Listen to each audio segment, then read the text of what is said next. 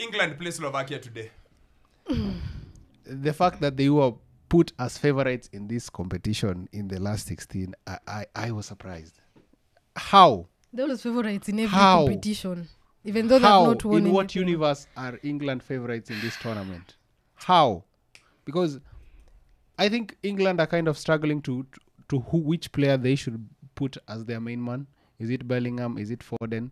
They're kind of torn in between who should they really put, how they'll be able to balance the middle of the park especially. And there's so much pressure on the coach as well, because I think his time is up, is running out. Because I think after this tournament, if England don't reach at least maybe the same as, I think Gareth Southgate is out. Is out once and for all. And the only question is who should be his replacement. Because if you really look around, there aren't too many top quality coaches around, if you really think about it. I think that the top man should be Foden, but Foden and Bellingham have proven that they can show up and put the makeshift in the middle of the park. And in this tournament, I think Bellingham has shown up more than Foden, but it's so much to try to balance which of the two should be their main man. But if I think also the media of the English media is putting too much pressure on them, because yes, they have the quality, but they don't have that quality that could really propel them to win this tournament as well.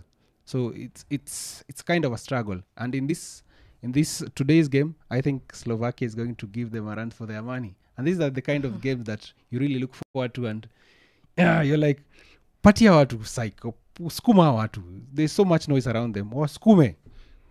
They shouldn't be wanapewa tu kila siku ati their favorites. Kwani hao ni kina nani? Yeah, I'll just maintain the same thing I said last week. England just lack balance in that team, and I think they have a coach who doesn't have that courage to make the tough decisions. Because for me, I don't think Bellingham and Foden can coexist in the same team, because they tend to, even if you start Foden on the left, he tends to drift to that number 10. Yes, and then now you have Bellingham there. And then now another problem that I've noticed, I think the last two games, is also Harry Kane as well. He's dropping now to that number 10 position again. So watu wanagongana hapo. And then now you leave Bellingham ako too. He's roaming around there. So there's that lack of balance. Another problem with England, that left back position. Because I've just remembered, isn't Gomez in this team? Gomez was played left back for Liverpool last season. I think most of the games he's played left back for Liverpool. I think maybe why not have him at left back? Yeah. That again, another problem. The left wing. Instead of having Foden in the left wing, why not play Gordon? I think Anthony Gordon has been fantastic. So if you play Gomez left back, and then you play Gordon on the right wing. There's balance in that left side. Then now on the other side, now the double pivot, Rice and Maino, I think work for me. And play Trent at right back. Just play Trent. Don't play him. Because what I've noticed, they kind of using him as a scapegoat. Because you're putting him in the midfield, and then when it doesn't work out, fans are bashing Trent, which is not a good thing. Play players on their positions that are supposed to be, and he has to make the tough decisions. Because the games that even Palmer came in, the team looked better. Games when Gordon came in, the team looks better. So he has to make that decision. Either he's going to drop Foden or he's going to drop Bellingham. Because I don't think they can play together in that position. And Harry Kane is another problem as well. Just tell your striker, wewe kaa kwa box. Hii maneno yako ya kukuja huku, don't. Just stay in the box. Or do what? Just play Watkins. Drop Ken.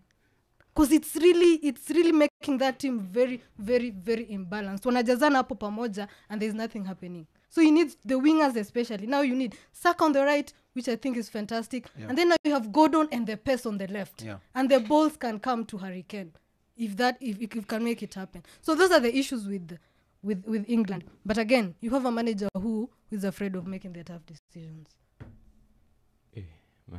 It's your team.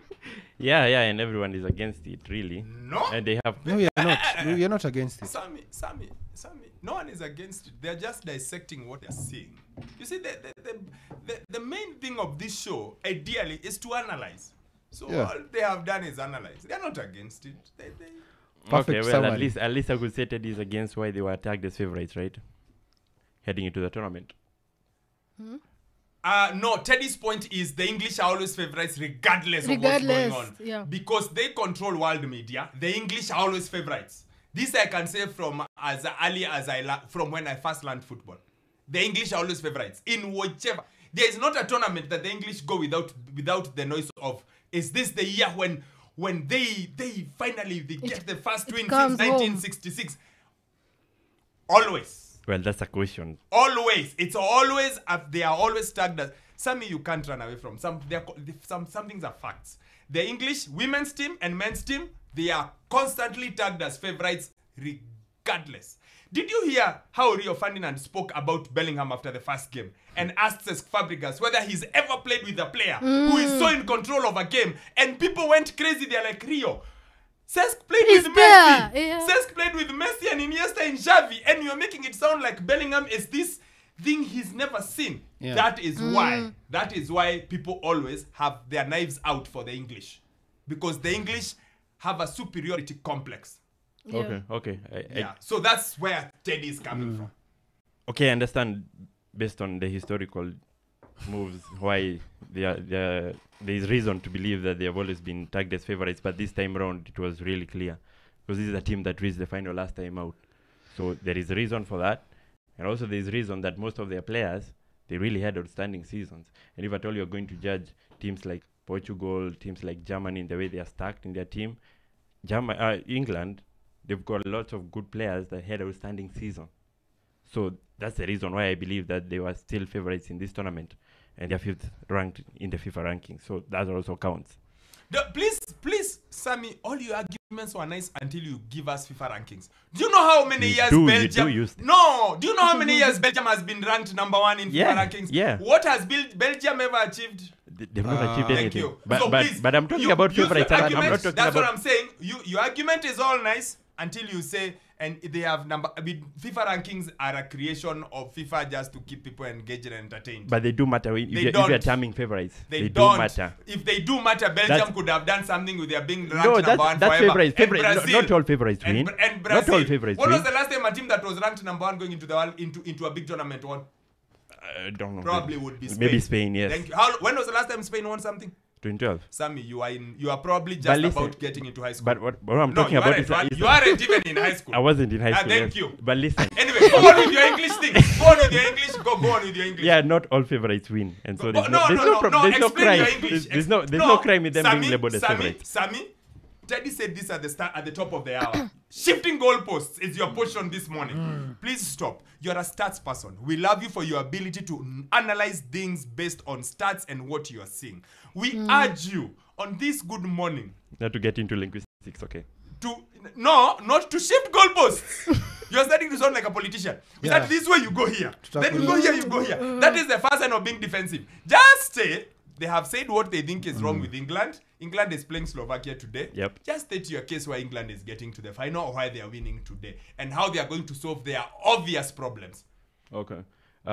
First of all, one issue that I thought that she addressed about the left back positioning. I think right now we can state based on how they played in their last game that's not really a huge problem right now. That's not a thing that should be keeping Gareth Southgate awake every night. Much of the attack that England had in that final game came from the left-hand side. So in as much as we have this kind of complaint going on Kerry and Trippier, 42% of the attack was on that side, and it was the most vibrant as compared to the right-hand side that was bright in the first 2 games. So that, I think, goes away. The second one is on Trent Alexander-Arnold. He's not a scapegoat. That was an experiment that Gareth Southgate was bringing into this competition. Because as I said earlier, I don't think that Gareth Southgate wins any kind of public opinion debate anywhere. Because the last time out, it was all about them playing on second gear. And this time round, he's trying to change that. And of course, it failed. Bringing on Trent Alexander-Arnold was kind of trying to make them more adventurous, of which it didn't work, and that failed. And he made a substitution. He brought in Conor Gallagher, and it didn't work also. So why don't we think that those two problems have been solved, and right now he's going to have a better option like Kobe Maino or Adam Wharton, who's going to sit Finally, he alongside. listened to me. I said, He please listened put to you, Kobe but- Maino. Maino, yeah. Please put a guy who can hold the ball and move it and pass it. He's not afraid of Yeah, the ball. because his The movements ball are is quick move. the ball is not Yeah. a hot potato where Kobe Maino is concerned. When he came on in that game in the second, they looked like a Yeah, team. they looked better. This Conor Gallagher fella.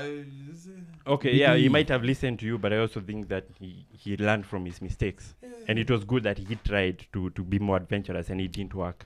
So right now, you've got Declan Rice and maybe Kobe Maino. Not maybe. Yeah, Then because Kobe there's- Maino. It's yeah. going to be Kobe Maino Yeah, because based what on they his have said, performance he'll even make when one he came on. change. Yes. And chances are is that Kobe Maino comes in. Yes. Yeah. So those two together, I believe, will be a solid platform for them. And also, the debate about Bellingham and Phil Foden, I think it's Bellingham who's really hidden a lot than Phil Foden in recent games, really.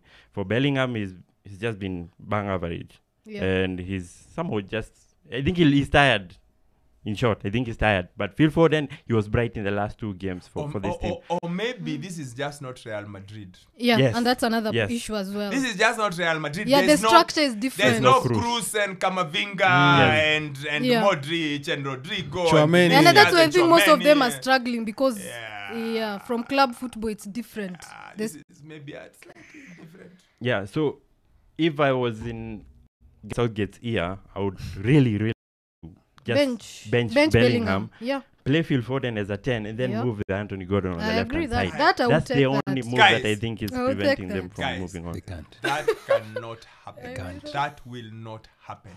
Not with this England team. Not with Gareth They Southgate. cannot- Not they- with Gareth Southgate. Not with this England team. They cannot bench the... Did you call him the La Liga Player of the Year? Yep. Or what was he? Yes. They cannot bench the La Liga Player of the Year. And Ballon They- d'Or They candidate. Ballon cannot, d'Or bench, candidate. they cannot Premier bench League the player. German Player of the Year, Bundesliga Player of the Year, and they cannot bench the EPL Player of the Year, which is exactly where the problem, The problem is exactly. You have to have one and not the other. And Bellingham's problem goes back to something I've said over and over and over again. What is he? He is not a 10, not Yeah. creative enough. He is not defensive enough Disciplined as as a six. He is maybe an 8, but an 8 at Madrid, he has a lot more freedom to do whatever he wants. Yeah. Here he can't because your 10 is Phil Foden.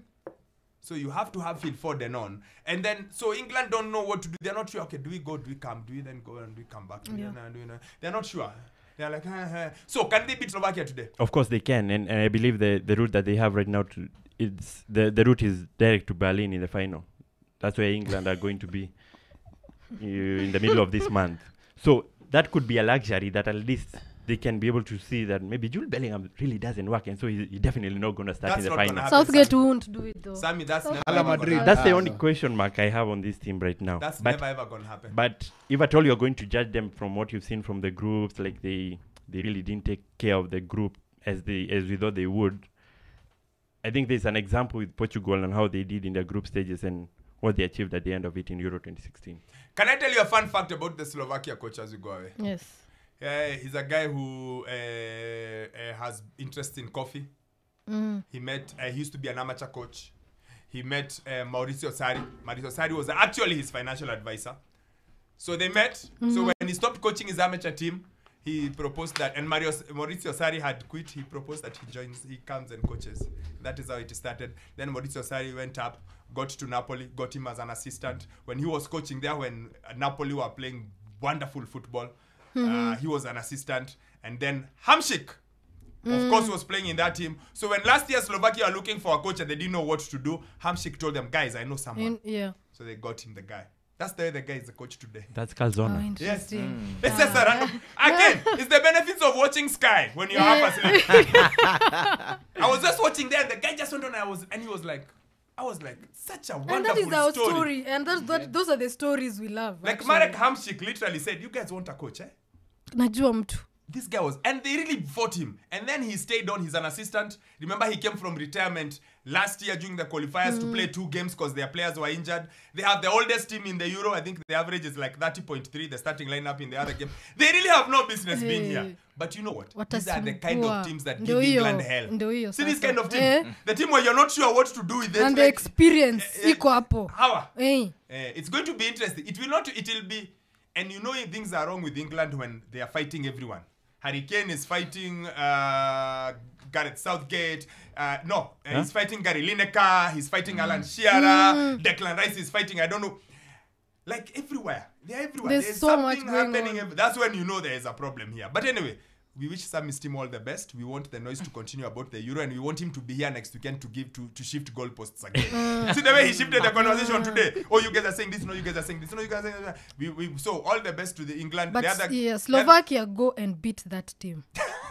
Chapa, kanyaga. Tafadhali kanyaga. Kanyaga that team.